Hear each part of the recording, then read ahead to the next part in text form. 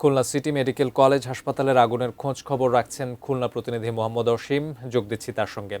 অসীম, আগুন এখন কতটুকু নিয়ন্ত্রণে এসেছে এবং কোনো হতাহতের খবর আছে কিনা? আর আগুন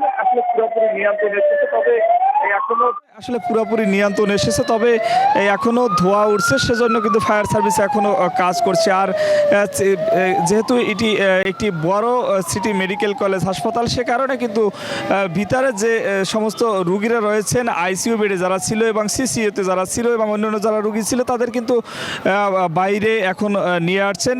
ফায়ার সার্ভিসের সাথে বিজিবি যোগ দিয়েছেন নৌবাহিনী। তারা কিন্তু এক এক করে কিন্তু তাদের কিন্তু নিচে নামিয়ে আনছেন এবং বিভিন্ন হাসপাতালে নিয়ে যাচ্ছেন। তবে ফায়ার সার্ভিস এবং যারা নৌবাহিনীতে এখানে কাজ করছেন তারা বলছেন এখনও আনুষ্ঠানিকভাবে কিছু বলা যাচ্ছে না। তবে প্রাথমিকভাবে স্থানীয়দের সাথে কথা বলে আমরা যেটা জানতে পেরেছি এবং ফায়ার সার্ভিস আংশিক যেটা বলেছেন, আসলে যেহেতু নিচতলায় থেকে এই আগুনের সূত্রপাত হয়েছে, আসলে জেনারেটরের রুম থেকে আগুন লাগতে পারে বলে ধারণা করছে। একটি বিষয় আপনাকে জানিয়ে রাখি তরিক, যে এই মেডিকেলে আগুন লাগার পর থেকে খুলনার ময়লাপোতা এলাকা প্রায় 1 কিলোমিটার জুড়ে কিন্তু হাজার হাজার উৎসুক জনতা, তারা কিন্তু তাদের কারণেই কিন্তু ফায়ার সার্ভিস এবং যারা উদ্ধারে কাজ করছেন তাদের কিন্তু কিছুটা বেগ পেতে হচ্ছে।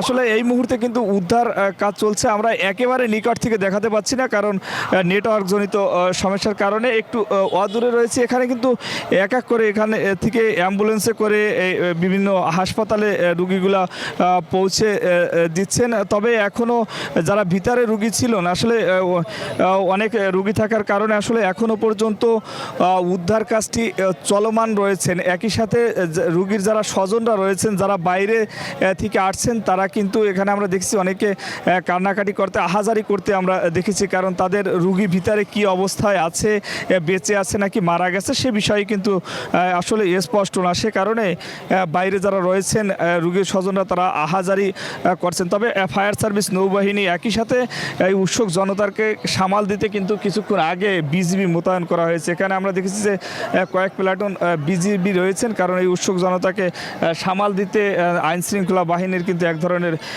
হিমশিম খেতে হচ্ছে। আসলে তরিক, এখন থেকে আরও প্রায় 1-2 ঘন্টা পরে আসলে আপনার মাধ্যমে দর্শকদেরকে জানাতে পারবো যে আসলে কত হতাহতের ঘটনা ঘটছে কিনা সে বিষয়, যখন ফায়ার সার্ভিস আনুষ্ঠানিকভাবে আমাদেরকে জানাবেন।